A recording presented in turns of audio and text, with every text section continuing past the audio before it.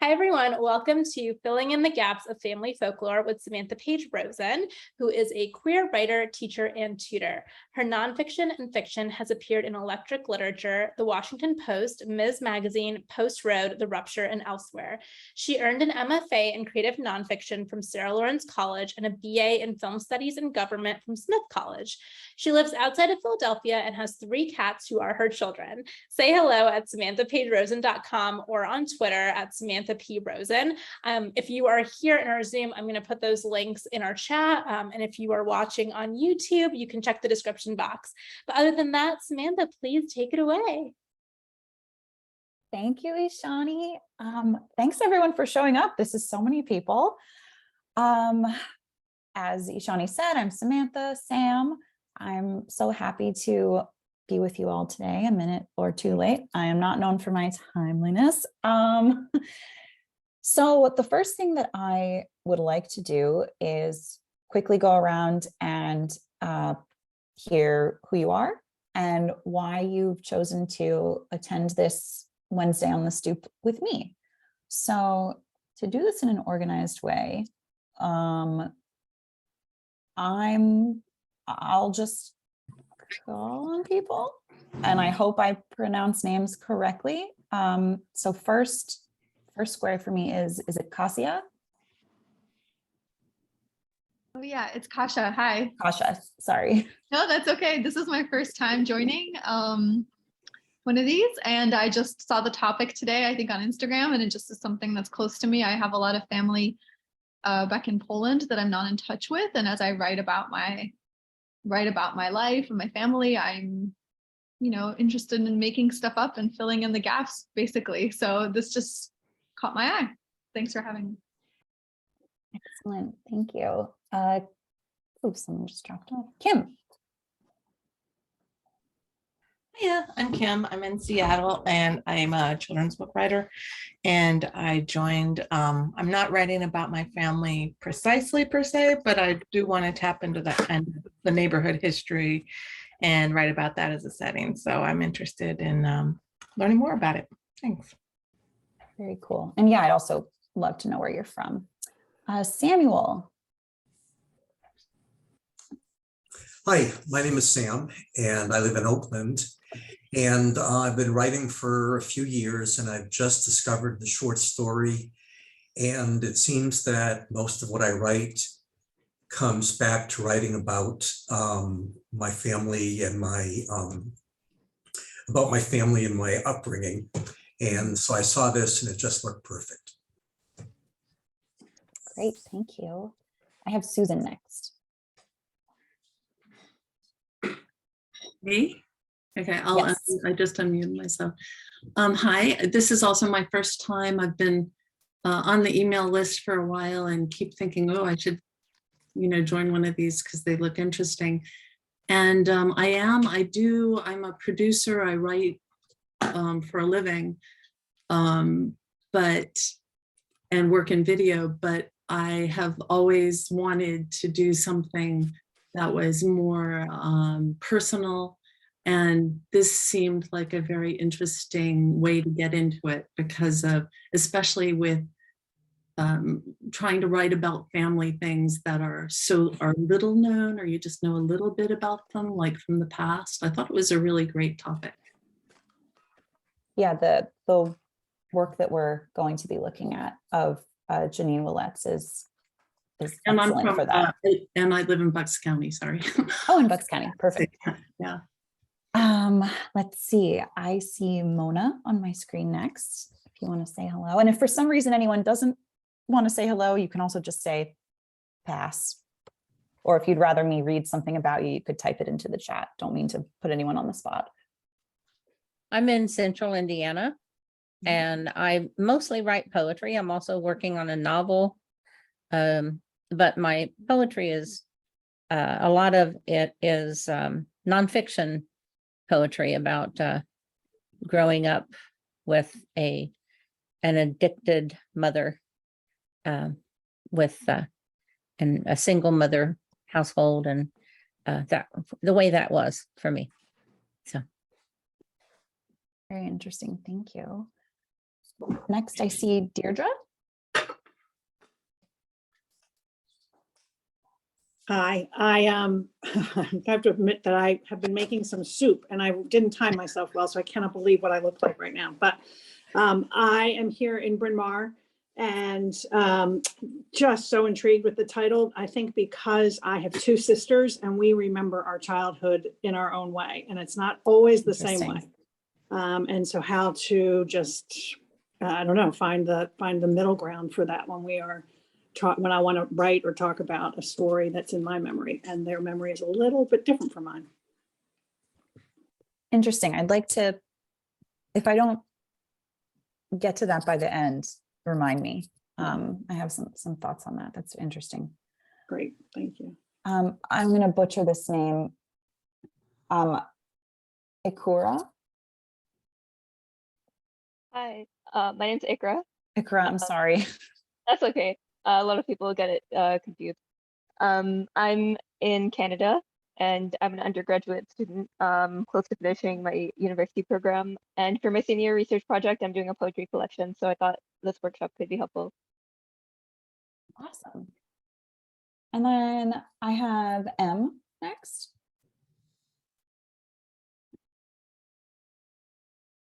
Okay, we're getting a high in the comments. That's perfect. Let's go to then, oh, let's see. I'm part of Philly.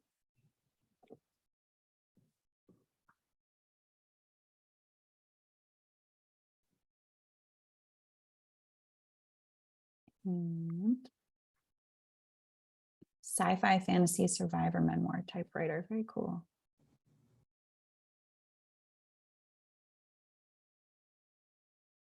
Very cool. I see there's other action in the chat. That's good. Make connections. I love it. Okay, I think if Emma's done, we have Ravneet. Oh, sorry, still going. Sorry. No, feel free to keep typing. Keep typing. I'm just going to move on while you type. We'll come back to it. Go ahead. Hi, I'm Ravneet. I'm in the mainland area of Philadelphia, so I'm just outside of Philly. So I am interested because I almost always want to know. I think it just ends up happening that you end up putting your own family folklore in all of your stories, and that's what happens to me. So I'm just trying to be, I guess, more conscious about it and figure out why and how to shape those, why those stories keep coming up and how to shape those stories. Yeah, I definitely relate to that. And Janine's memoir that we're reading from is great for that. I'll recommend it as well. I have Marge. I'm in Fort Collins, Colorado, and I guess I am working on family material, but mostly I think these Blue Stoop Wednesday programs are so darn good. Excellent. I actually have never been able to come to one, so I'm excited, and I hope that this maybe allows me to come to more. Lisa.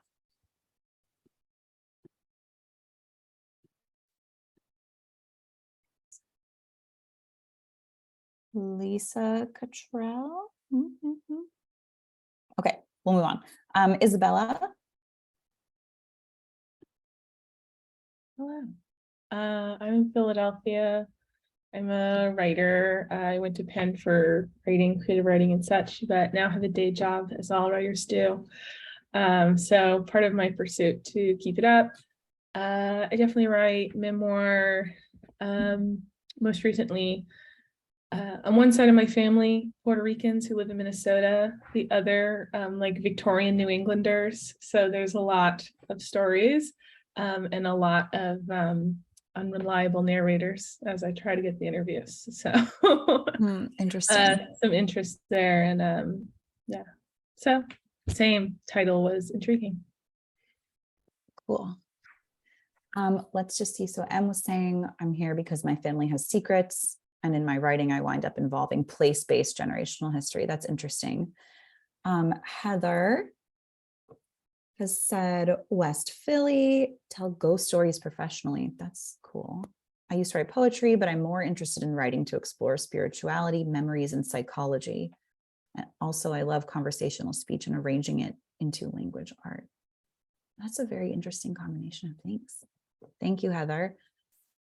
Who else do we have? Let's see, Kathy. I don't think we've called on Kathy. Hi, I'm from Miami and Florida, and I wrote a memoir. I'm getting it published next year with Vine Leaves Press. It's about Congrats. raising a child with a disability, and she's now is 39 and lives in a group home. So I'm working on my next book about the next phase. That's exciting. Congratulations. Thank you. Denise, we're almost done. Hello. I'm at work, so I may have to come in and out, but I live in Davis, California. And if I'm not mistaken, Lisa Cottrell used to live here, and she curated a storytelling series here that I spoke at and read at, unless it's a different Lisa. And I write creative nonfiction, and I'm also a student of Janine's, and I don't even remember how I found out about this, just down the internet rabbit hole, but I'm happy to be here. And I grew up in like working class Jewish Brooklyn, like Woody Allen's Brooklyn, as an only child. So lots of material to mine. Yeah, very much so. Excellent. Rachel, although I think Rachel, it says connecting to audio. So if you are unable, that is totally fine. Let's move on for now. Rachel, chime in if you can connect. Lavon. Hi. Hello. So I'm from Philadelphia, and what interests me about this is my parents used to tell a lot of stories about their youth, but there were a lot of blanks left. And so I thought about writing stories based on some of their memories, but I need to figure out how to fill in the blanks. So that's why I'm here. Excellent. Perfect. Darcy. Hi, sorry, I thought I was on mute. I'm also working, so that's why I'm not on video. I live in South Jersey. I did live in Bucks County also for 20 years. And I grew up in the South, and so I've been writing short stories that I hope to compile into some sort of memoir eventually. Exciting. And finally, Livia. Hi, I'm Livia, Vancouver, Washington. I'm also working, so kind of have to go in and out. I am mostly a poet. I've written some poems with a memoir basis, and I'm starting to write a little bit more prose memoir. And probably the aspects I'm most interested in now are to do with like my own history. I was adopted from overseas when I was almost 5. So what I'm most interested is my life over there, and also my life when I was first arrived. My parents have passed away, my birth mother, there's just language issues. So there's just some information I have and some I don't, and some that I kind of have intense feelings about, but no one I can really ask straightforward, like kind of what happened, and kind of various stories that I've gotten. So I think it's kind of why I was drawn to this workshop, to learn more about working with that. Sure. Yeah, that makes sense. Well, it's nice to meet all of you. I first encountered Janine's work probably way too late when she published her memoir, The Part That Burns, with Split Lip. I am going to right now paste a Google Drive link in the chat to a PDF. And I'm also going to share my screen. Do that right now.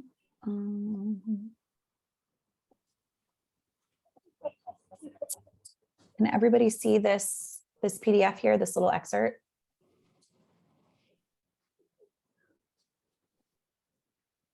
Are people nodding?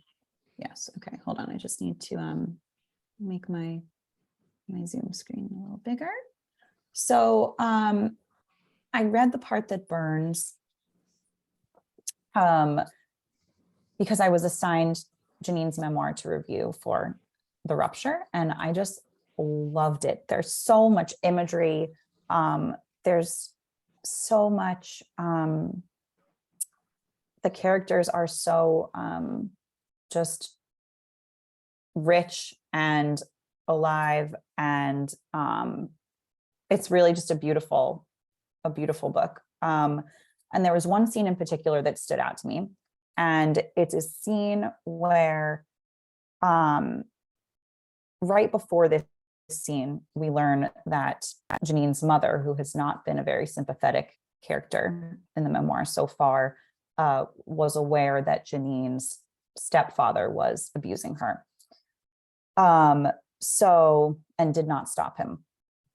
So when Janine, at this point in the memoir, discovers what her mother knew and confronts her, her mother tells her to get over it. So we have not seen Janine's mother in a very sympathetic light up until this point. And I think that the way Janine wrote this scene and the positioning of this scene in the book really kind of brings new depth to the way we understand her mother. So it really stood out to me. Is there a little chat coming through? Just make sure everyone can see. Oh, Blue Stoop did it. Okay, perfect. So what I would like to do is read this scene, and everybody can see it on your own screen or shared here. And I want to talk about what you notice the writer doing here, and what techniques and literary elements she's using to make all of these things in this scene that she was not present for and was like 1 year old for alive. There's so much she's doing here. And I want to kind of unpack that together and then give you all a chance to do a little writing prompt of your own. And then hopefully share a little bit if we have time. Does that sound good for those? Yeah, okay. I will just read this. So here I go. So I'm going to begin with, then the party on Park Point. Here's how I imagine that thick summer night. Mom was 18 and smoking True Blues, her teased hair sprayed stiff, coral candy lipstick to match her dress. My father was a young James Dean, what with his tight Levi's and leather jacket, hair slicked back with bridal cream.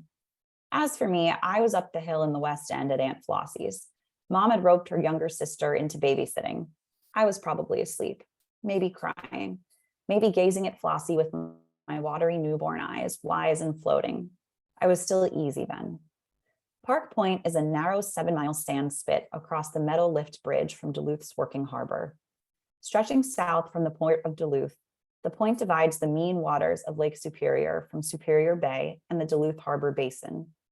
Later, my mother would tell me how the beach shack shook that night as bodies packed in by the dozen, everyone smoking and drinking and shouting over each other and over the songs that poured from the record player, Hey Jude and Mrs. Robinson and Sunshine of Your Love. Fumes from the hardboard processing plant across the bay filled the air. High above the lake, a flat disk of moon hung like a nickel, slicing open the black water with a sharp tunnel of light. In the house, faces shone and t-shirts clung damp across chests and under arms. Mom sat on the green brocade couch in the postage stamp living room, her long legs crossed at the knee, the last of her cigarette in one hand, a warm beer in the other, her two best friends on either side of her also smoking and drinking. Mom's cheeks, round and high, glowed with alcohol and summer, glowed with sex. But her lazy eye went loose. The patch she'd worn as a child for her amblyopia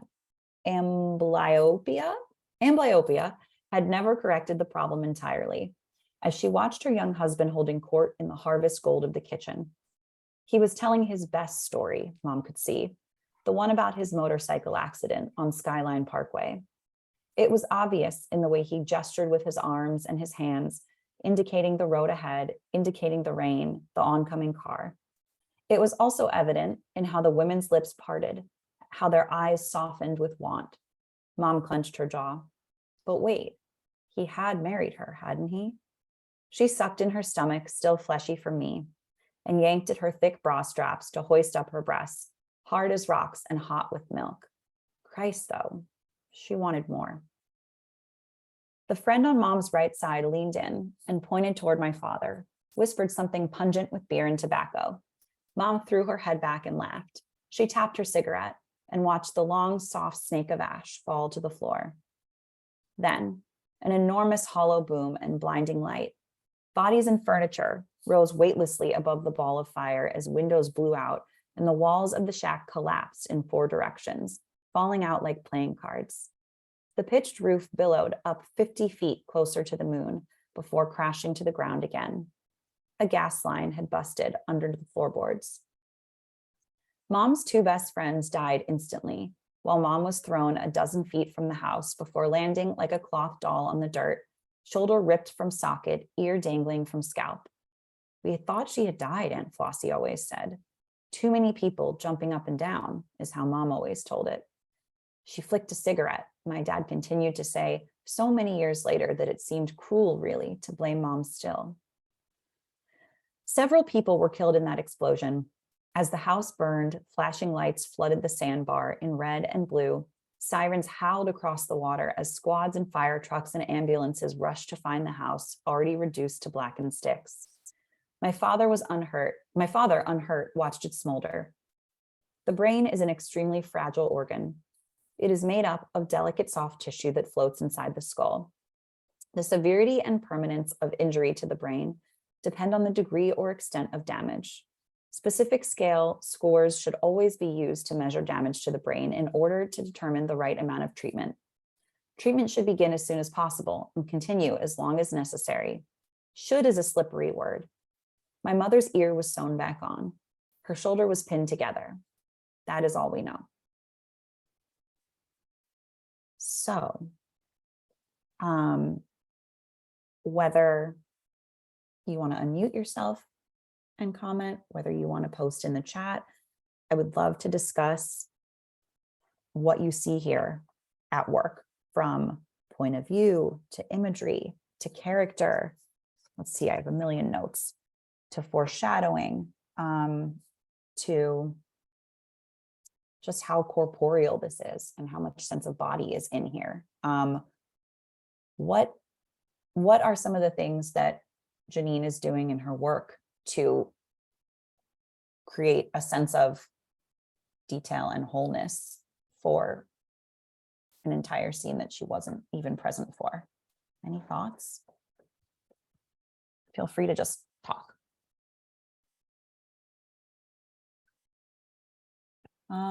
Who's raising their hand? Just feel free to unmute yourself. Hi. So I was thinking that there was the author was kind of building up the tension emotionally with the details of what was going on with her parents before the explosion. So it felt like that tension kind of led to the climax, even though those things might have kind of been more unrelated than they're presented as being in the story.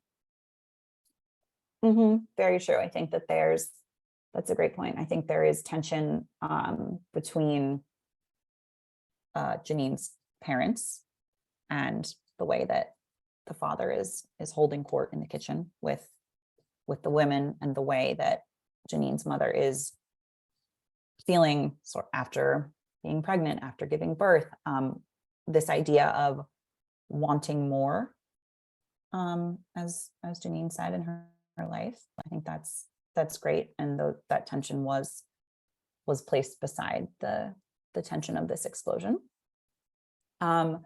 We have comments here. Says the floating POV, where it sees and feels and ponders and recalls all these disparate bits of information. I agree. I've noted that, this sort of like third person omniscient, really able to get into the heads of multiple characters. We don't get the dad really, but I think that point of view seems very deliberate and is not, ooh, I don't want to speak out of turn. My book is not here. I don't think that that's the point of view that is consistent throughout the book.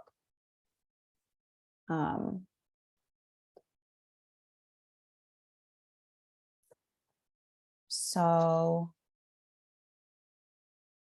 let's see. Anyone else? What about setting? So one thing I noticed that she did here is she starts before the party, and she mentions products of that time. She mentions the kind of lipstick, she mentions the kind of clothing, she mentions what might be in her father's hair. You know, she shows us her parents getting ready. Then she describes the location of the house that had the explosion. She describes the beach, the lake, the processing plant across the bay, inside the couch, the harvest gold of the kitchen. Exactly, Mona, that we know the music by the time period, right? And so this is where, you know, in building these worlds that you weren't present for, research can come in as well. So saying, you know, Hey Jude and Mrs. Robinson were the popular songs, puts us right there. That's all research that you can do. What else? The harvest gold of the kitchen, the green brocade couch, the postage stamp living room. Very specific. Where is that? Postage. No? Okay, it's not going to come up. Oh, here it is. Very specific about the room that her family was in. Maybe this is, you know, typical furniture of that time period. Again, research. Let's see. And then I think within those descriptions, there's the imagery, the flat disc of moon slicing open the black water, describing Park Point as a narrow 7-mile sand spit.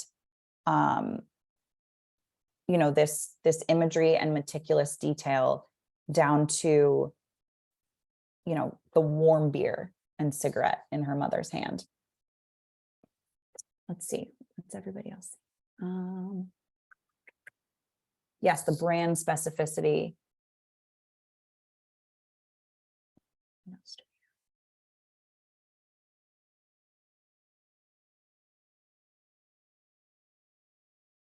And there's a kind of symmetry. Kasha says, she starts out here, zooms in, zooms back out. Yes, I agree with that. So that would be structural. The moon figures in the beginning and again at the end. Sand spit, sandbar. Let's see, the moon in the beginning. Also, I don't know why I said third person point of view. It's not, someone should have yelled at me for that. It's not third person, it's first person. Sorry, I don't know why I said that. And let's see, not just the author doing the research, but the character doing the research. Yeah, that's a very cool insight. Can you tell us more about that? Yeah, I got the sense that, I mean, the story she's grounding with her research, but she's also telling us that as the character imagining all this, that she's done the research in her own mind as the character. Yeah. And I think, how is she? I think she's setting that up when she says, you know, I was probably asleep, maybe crying, maybe gazing. And I think she has not taken herself out of the scene, even though she was not there. So I think that that's a great insight as well. And I think that's an interesting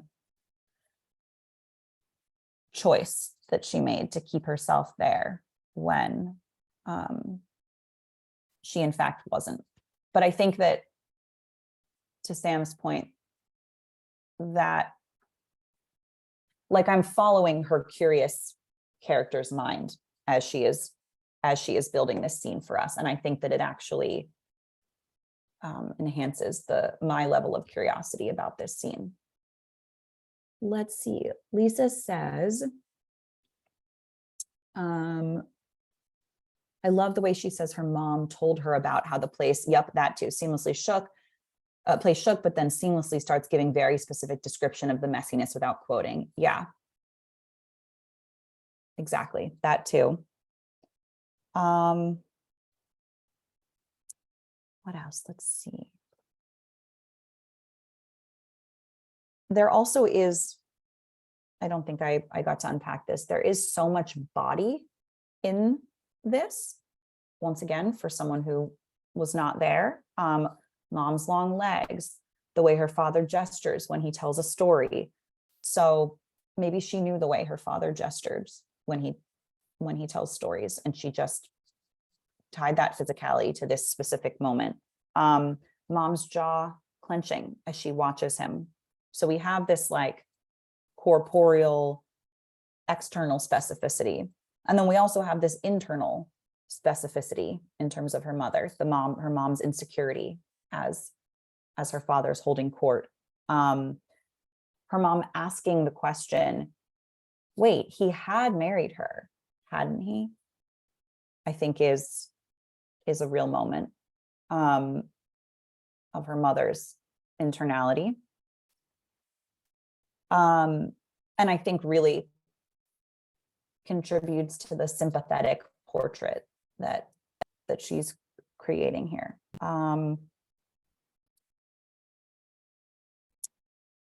The only piece of dialogue we get, I think we just get, we thought she died, Aunt Flossie always said.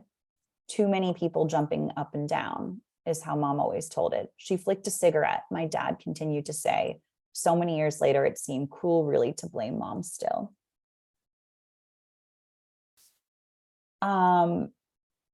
Is that really dialogue though? I don't That's, see yeah, it. I guess it's not dialogue. And I was about to say that Flossie always said is how mom always told it, what my dad continued to say so many years later. Yeah. So these are dialogue.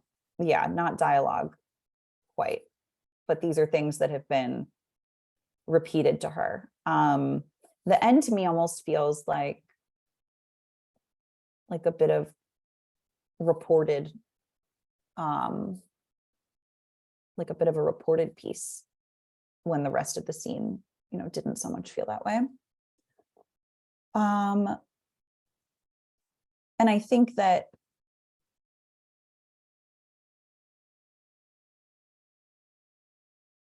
all of these things, the internal, the external, the character specificity, the setting and the research and placing us in time through brands, through music, through shapes of living room, through all of this, I think the effect, as I mentioned, and as you'll understand if you come to read the memoir, is that we really, to some extent, it changes the way we feel about her mother having gone through this traumatic thing, and so young. So I did want to mention, and then I would like to have everybody write. Someone had mentioned sort of having different accounts from siblings and how to blend them together or reconcile, different perspectives. I sort of feel like it's just a choice as you write to decide what you want to incorporate and blend together and what you don't. I can't speak for Janine Willett writing this, but I'm sure she is, in addition to incorporating all the things that we've talked about, incorporating pieces she heard from her mother, pieces she heard from her aunt, pieces she heard from her father, to create whatever version of the scene she felt would be most effective in conveying to the reader what she wanted to convey, which I believe, again, is to really provide a little bit of depth to a mother who up until this point has just seemed honestly like pretty cruel. So I hope this discussion was helpful. Would everyone be up for, oh, someone said, let's see, the line 2 about it not seeming fair to blame her mom, right? It's not fair for the father to blame her mom for the fire, but for what else?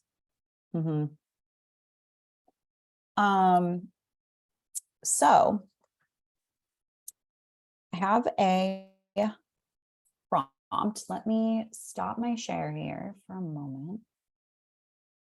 And I'm going to share this prompt on the screen. Let me just pull it up.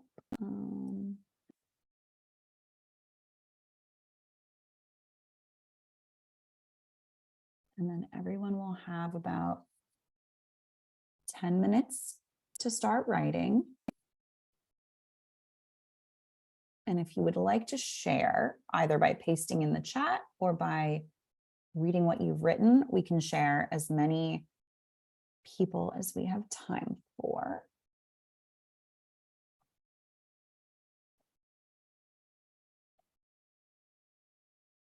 Okay, here we go.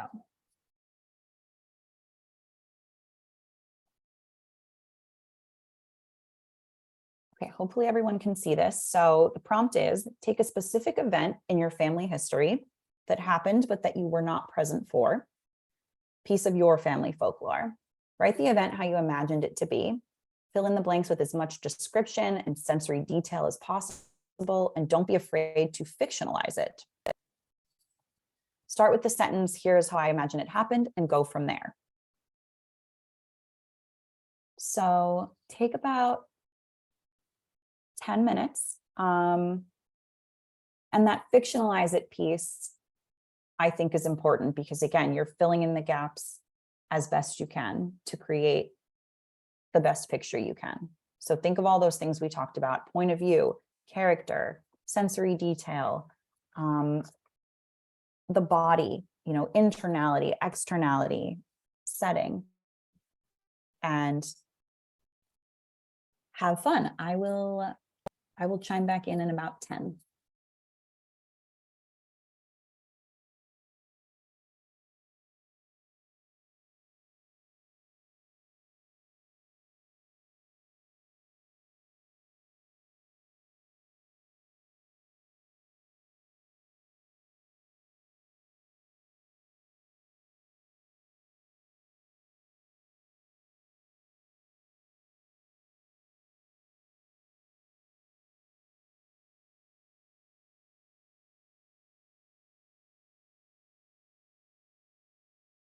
And I pasted the prompt in the chat as well.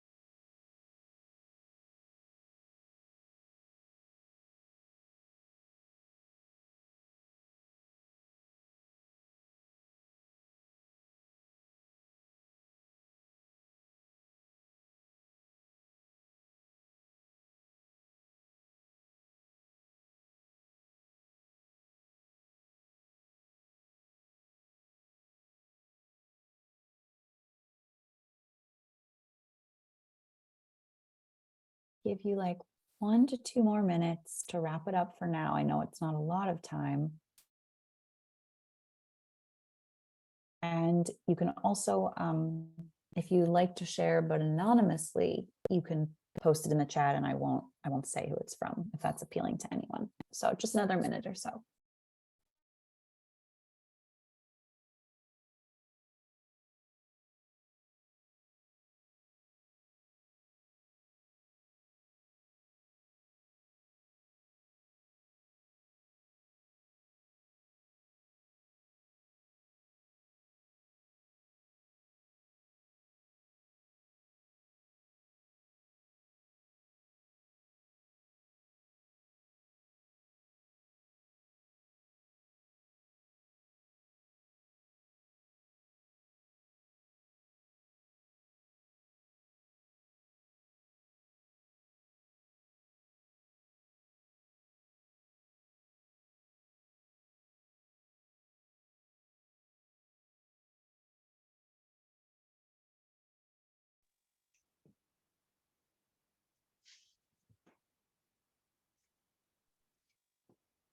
Okay, come on back. Your land of writing. And I would love to have the chance to share whatever, 2, 3, 4, however many pieces we have time for until 5 o'clock. Would anyone like to share? Or if not wanting to share your piece, talk about the process of writing it, especially after discussing Janine's work. I can read if you want. I'd love that. I can do that. That'd be great. Here's how I imagined it happened. My oldest sister was always getting kicked out of the house. She had an hourglass figure, wavy brown hair, but thick Coke bottle glasses. She had no issue with mouthing off to our parents from a young age. I wasn't there for any of this. I was born when she was 14. To hear her tell it, she'd come home after dark and find every stitch of clothing she had out in the yard. That started when she was 12, she said. That's also about when she started getting serious about boys and fighting, not in any particular order. My second sister was the brunt of my first sister's anger, but our parents were so busy fighting, they either didn't know or didn't care. When the eldest met her first husband and wanted to marry him at 14, our dad threatened to kill him. She threatened to get pregnant. 1 week before she turned 15, he signed the paper to allow her to get married. That marriage was a travesty because he was abusive to her, leading to so much heartbreak. Most people can remember things that happened before they reached the age of 4 or 5, but I can't. That's probably a good thing because when I was 4.5, they got divorced and I have no memory of living with my dad. My bad memories were to follow. Excellent. I really like the narrator's point of view and how present the narrator is in this, and the way that it guides us through. It almost feels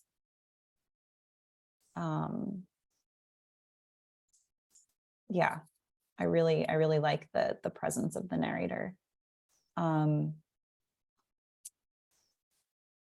thing I would think about is maybe just, and obviously this was a free write, but the deliberate way that you organize what information you reveal at what time. That's not like a critique. I just, when you're revealing so much and saying, well, I wasn't there for this, but when my sister was this age, and then when she was this age, I just wonder how you can shape the order of the information to make it most clear to the reader, and to reveal kind of what you want in the right time. That was amazing. I could not have done that in a free write. Free writes like make me anxious. So I did not participate. I just try to get everything out as quick as possible. Great. That was great. Thank you. Would anyone else like to read? Sam. Okay. I wasn't there, but here's what I imagined. I was 3 when my father died. He committed suicide. I wasn't told what had happened until I was 16. I heard many stories. The main one was that he had died from a heart attack. As I got a little older and I told people this was why I didn't have a father, I got one of 2 responses: so young to have a heart attack, or no response. The latter people were the ones who knew and ostracized my mother. I was just a kid growing up, and we were not as wealthy as the other Jewish kids in town, and that was the group my mother wanted me to be with. But I didn't get invited to parties. I got cheaper presents during Hanukkah exchanges. I never knew why. My mother's explanation was they were just jerks. She didn't say it, but we were pretty observant Jews, and it's written all over the place that you should take care of the orphan and widow. People who she had played mahjong with dropped her. The worst was my dad's family. They had nothing to do with us. My grandmother would come and sit in the car and refuse to come into our house. My mom said he was a saint, but always depressed, wore black, never had a date, although she was beautiful and a saint, never married. And then part 2, I just started on. I had a conversation with her one day and was trying to console her about why we were poor. And I told her if Dad hadn't gotten sick and died, we'd be rich too. How do you think he died? That's as far as I got. Wow. Also amazing. There's so much, the thing that's really present in me for me with that is the shame. The shame of how your father died, financial shame, like cultural, religious shame. It sounds like the beginning of a much longer work. Yeah. That was great. Thank you. Anybody else? Deirdre? Just one quick thing of, Yeah. I love that you gave that permission of, I wasn't there, but this is what I imagine. Because that's what, I mean, I didn't really write anything as pulled together as the other 2, but it was interesting to write with that in mind. I wasn't there, but this is what I imagined. Yeah, I have done this one. Oh, there's action in the chat. Hold on. I have done this one, and I also find that to be freeing. Oh gosh, yeah, people are just commenting about your pieces, Mona and Sam, if you want to look in the chat. Oh, it's Mona who's commenting. There we go. About Sam's. Yeah, I think that it does free you up. And that's also why I said don't be afraid to fictionalize it. It doesn't mean that you're not telling the truth, but I think that it allows you to incorporate fictional elements into this nonfiction writing that could feel so confining because you weren't there, you have gaps and holes in your memory in stories that have been passed down to you, but kind of having the freedom to acknowledge you weren't there, to fictionalize, to pull disparate parts together, and then to use your craft elements, as we discussed earlier, can really create a very whole piece, whether it's a short flash piece, whether it's a scene in a larger book, whatever. We could maybe squeeze in one more, and then I want to make sure I'm timely. Who said add? Was that Mona? Add fiction to the nonfiction I wrote to fill it out. Yeah. I think that will free you up and fill out what you're doing. Anyone else? Anyone have any last questions or comments that they want to make?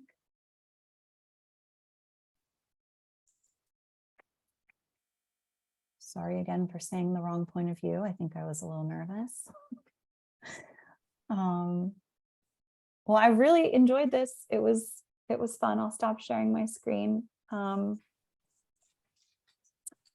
and be happy to keep in touch with anyone and would love to, to get acquainted with your work. Awesome. Thank you so much, everyone. This was like a really great session. I loved seeing all the amazing work that you came up with. And I'm going to go ahead and stop recording, but hang tight. I just want to say a few things.